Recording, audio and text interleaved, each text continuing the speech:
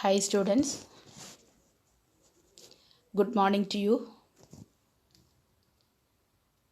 Hearty welcome to all of you for today's moral science session. Hope you all are doing good. Okay, if you are ready, let's begin. Today, in this session, I will be explaining you a new lesson named Committed to Global Peace. It's the 8th lesson in your moral science textbook, Committed to Global Peace. So today I will be explaining the first two pages, page number 45 and 46. Okay. So let me read the first paragraph. Chapter 8, Committed to Global Peace. How often have we heard that man is a social being, and by nature, human beings feel the need to be part of a larger community or society. We can lead a meaningful social life only if we go beyond ourselves to understand the needs of others and help them. We may be living in a family, but we cannot do so without maintaining a good relationship with our neighbor. Our neighbor needs our help, just as we need their help and support too. Thus, when many families live together in harmony, helping and supporting one another, a fruitful community or society is formed. When there are many such societies who know and help each other, a peaceful universal society gets naturally evolved. Okay, children, let's see the explanation. I think you are very familiar with the term global warming. What's the topic of our lesson, children? Committed to global peace. I know you are very familiar with the word global warming. Then, what do you mean by global peace? Global peace means peace on earth. Peace on this planet, earth. That is what is. It's a concept or it's an ideal state of happiness, freedom and peace within and among all people and nation on this planet. Understood, children? Global peace means peace on earth. That is, the concept of an ideal state of happiness, freedom, and peace within and among all people and nation on this planet Earth. That is what is a land with happiness, freedom, and peace. That is what is global peace. Okay, so let's see the explanation. So, yes, we have often heard or we know man is a social being. We have studied man is a social being. Why do we say man is a social animal? Because we are a part of a society. Because we human beings are a part of a society. We can lead a meaningful life. By how, children? So, see, when we can have a successful life or we can lead a successful life. By how, children? If we try to understand the needs of others. So, whenever we try to understand or whenever we try to realize the needs of others, then only we can lead a successful life on this earth. Okay, so when we live in a family, we all are live in a family. So, by that time, we can maintain a good relationship with our neighbors. We all have neighbors. Am I right, children? Yes, of course, we all have neighbors. So, our neighbors expect our help and support in their critic situation. Our neighbors expect our help and support in their critic situation. So just like that, we also expect their help or their need in our critic situation. Did you understand, children? So our neighbors expect our help and support just as we need their help too. So when many families live together by helping each other, by knowing each other, then a fruitful society is formed. When will a fruitful society form, children? Yes, when we families or when many families live together or when many families live together by helping each other, by knowing each other, then a fruitful society is formed. Many fruitful societies join together and help each other, then we can see a peaceful universal society is formed. So many fruitful societies join together, and when they help each other or when they know each other, then we can say a peaceful universal society is formed. Okay, I hope you understood this paragraph. Let's move on to the next paragraph. Many a time, one individual's courage to stand up for others inspires a whole new movement or revolution in a community. Here are a few examples of people who decided to move out of their comfort zones and to do something worthwhile for society. What's the meaning of this paragraph, children? Yes, one person is enough to create revolution in a community. One person is enough to change a community. One person is enough to encourage, or one person is enough to inspire a whole society. Understood? Many a time, one individual's courage to stand up for others inspires a whole new movement or revolution in a community. So, what's the meaning of that sentence, children? One person, a single person is enough to create revolution in a community, or we can say a single person is enough to encourage or inspire a whole society. By how, children? Through his deeds, through his activities, or through his commitment to the society. So, in this lesson, we are going to learn about two great personalities who decided to move out of their comfortable life and do something good for others in their society. Did you get the sentence, children? In this lesson, we are going to learn about two great personalities who decided to move out of their comfortable life or comfortable zone and do something good for others in their society. Okay, so let's see. Who is the first person? See, here is the picture of Henry Dunant. Who is he, children? Let's see. Young Swiss businessman Jean Henry Dornan was appalled by the condition of wounded soldiers he happened to see in the battlefield of Solferino, Italy in 1859 during the Franco-Austrian War. He immediately arranged relief services with the help of the local community. Later, he wrote a book, A Memory of Solferino, suggesting that a neutral organization should be established to aid wounded soldiers in times of war. Within a year following the release of this book, an international conference was convened in Geneva to consider the suggestions of Henry Dunant. So, the Red Cross movement was established. The name and the emblem of the movement were derived from the reversal of the Swiss national flag to honor the country in which the Red Cross was founded. Today, the Red Cross movement exists in nearly every country around the world with approximately 97 million volunteers, members, and staff worldwide providing relief assistance in response to emergency situations caused not just by war but also man-made or natural disasters. Okay, children, let's see the explanation. See, here is a picture of Henry Dunant. Who is he, children? He was a young Swiss businessman. Swiss businessman means Switzerland. Swiss. He belonged to Switzerland. So, Jean Henry Dunant, he belonged to Switzerland. He was a businessman. One day, he was totally frightened by seeing the horrible condition of the wounded soldiers in a battlefield. Have you seen the sentence, children? Jean Henry Dunant was appalled. See the pronunciation of the word appalled. A-P-P-A-L-L-E-D. Appalled.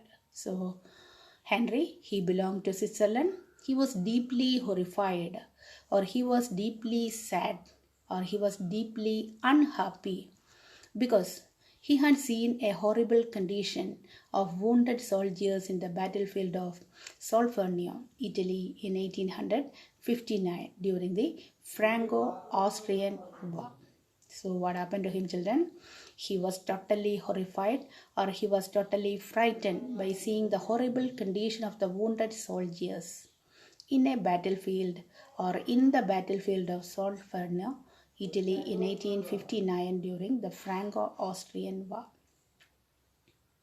Do you know what did he do for the injured soldiers? Yes, he immediately arranged the relief services with the help of the local community. What did he do, children? He helped them with the assistance of the local people.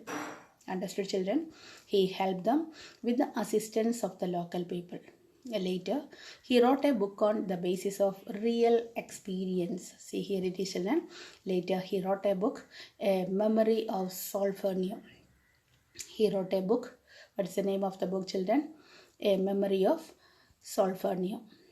So, he wrote a book on the basis of the real experience that he had seen among the soldiers.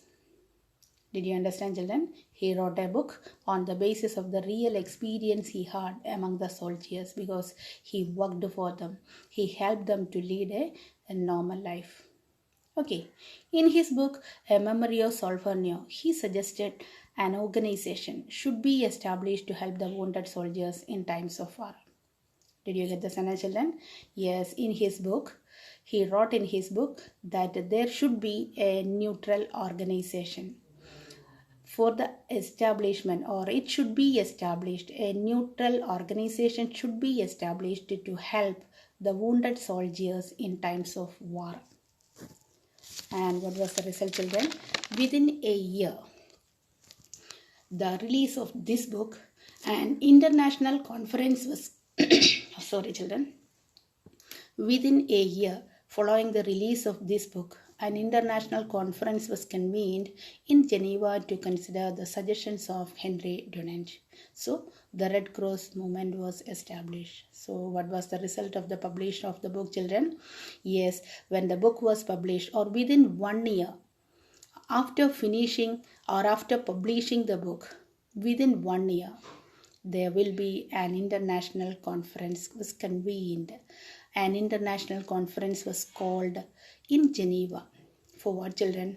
In order to discuss the suggestions and the opinions of Henry that he has written in his book, A Memory of Solferino. So, thus the Red Cross movement was established. Did you understand, children? So, with the publish of this book, or after the publish of this book, A Memory of Solferino, within 1 year following the release of this book, or after the release of this book, within 1 year itself, an international conference was called in Geneva. For what? In order to discuss the suggestions and the opinions of Henry that he has written in his book. And that is what is the Red Cross movement was established after the release of this book. Okay, so the name and the emblem of the movement were derived from the reversal of the Swiss national flag. Did you get the sentence? And say, here is the emblem of the Red Cross movement. The emblem of the Red Cross movement is derived from the reversal of the Swiss national flag. So the Swiss national flag is a white cross on a red background. Understood, children? Swiss national flag or Switzerland national flag is a white cross on a red background. But what about the emblem of Red Cross? It's a red cross on the background of white. Understood, children? Swiss national flag is a white cross on a red background. And what about the emblem of the movement? It's an inversion of the Swiss flag, a red cross on a white background. Understood? So it's an inversion of the Swiss flag, a red cross on a white background. Clear? So Red Cross Society was established in Switzerland. So in order to pay the respect or in order to honor the country, the conference decided to have such an emblem for the Red Cross movement. Understood, children? Have you seen the sentence? The name and emblem of the movement were derived from the reversal of the Swiss national flag to honor the country in which the Red Cross Society was founded. So, in which country was the Red Cross Society founded? In Switzerland. So, in order to pay respect or in order to show the respect to the country, the conference decided to have such an emblem for the Red Cross movement. So, what's the color of the Red Cross? Children, see the cross is red in color and the background is white. And what about the Swiss national flag? A white cross on a red background. Clear? Okay, so let's continue. Today, the Red Cross movement exists in nearly every country around the world with approximately 97 million volunteers, members, and staff worldwide providing relief assistance in response to emergency situations caused not just by war but also man made or natural resources. What's the meaning of that sentence, children? Now, almost every country now, the movement is prevailed or the movement is exists in almost every country. Nearly 97 million volunteers, members, and staff provide assistance to emergency situations, and not only in warlike situation, but also they provide their aid to man-made natural disasters like a flood, earthquake, etc. Understood? So, 97 million volunteers are there, members are there, staff, they provide relief assistance in response to emergency situations. Then what about the emergency situations?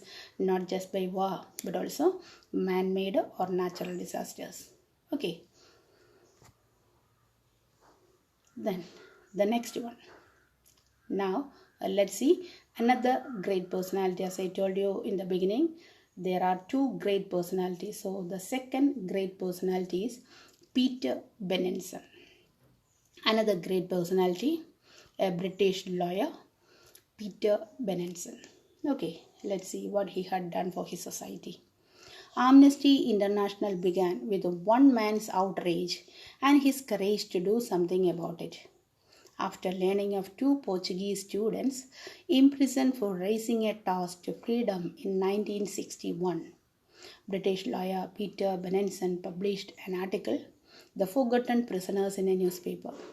That article launched the Appeal for Amnesty 1961, a worldwide campaign that gathered a remarkable response.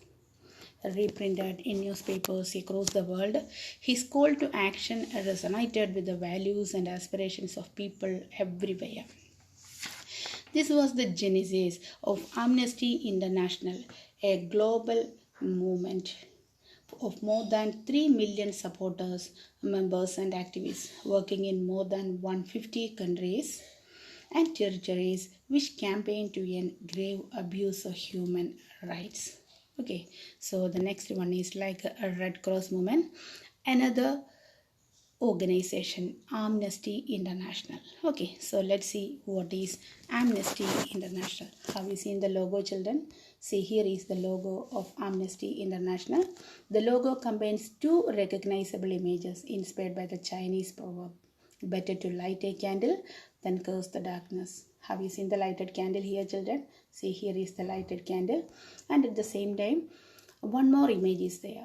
So the barbed wire represents the darkness or hopelessness of people put in jail where they think nobody remembers they are there.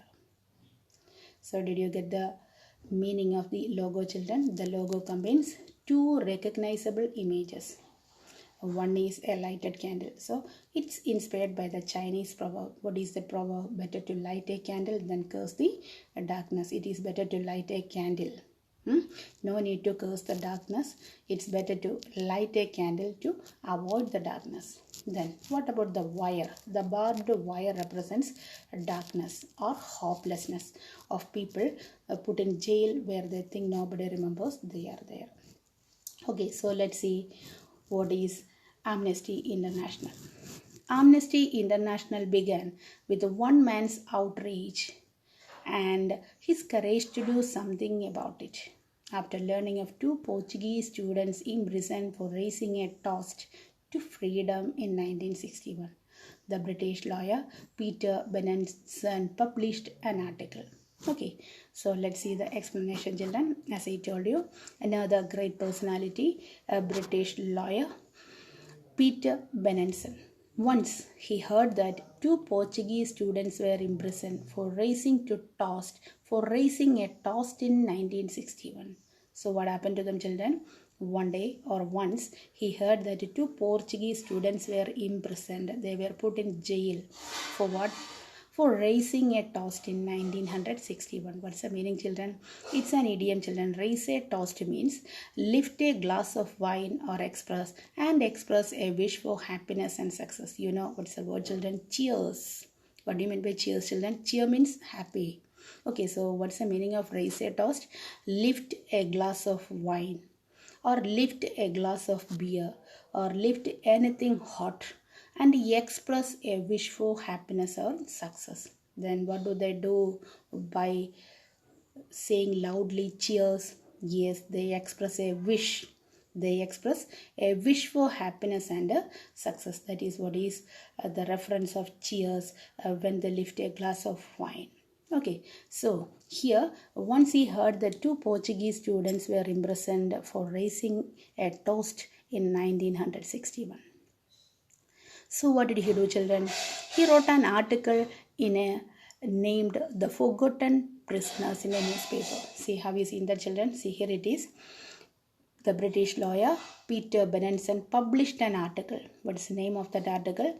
The Forgotten Prisoners. So he published an article in a newspaper. What's the name of that article? The Forgotten Prisoners. Then what's the result of that article after the release? That article launched the appeal for amnesty in 1961 worldwide. Okay, so the article made a remarkable response among the people. So when he published an article in a newspaper, a lot of people read it. So it made a remarkable response among the people. The article made a remarkable response among the people. Then the article was reprinted in newspaper across the world.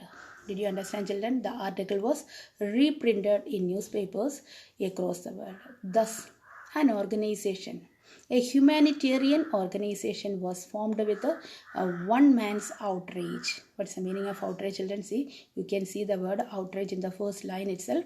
outrage. Outrage means an extremely strong reaction of anger.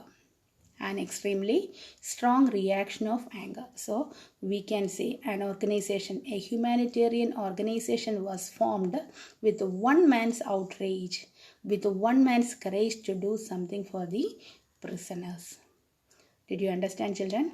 So what's the meaning of, children, amnesty? Amnesty International, you know. What's the meaning of amnesty? Amnesty means forgiveness. Okay, so Amnesty International, it became a global movement of more than 3 million supporters, members and activists. They are working in more than 150 countries and territories to put an end to the abuse of human rights. They protect each and every human's rights.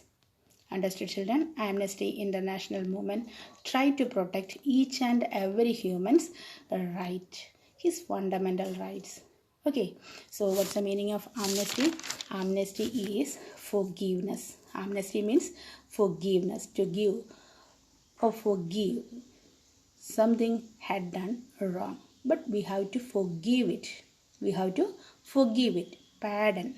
Pardon. That is what is amnesty. So children, I have attached 2 more videos about Red Cross movement and Amnesty International. Don't forget to watch it, read the lesson properly and answer my questions and send it in my WhatsApp without fail. Okay, children, so it's time to wind up the class. Thank you for your cooperation. Have a nice day, children.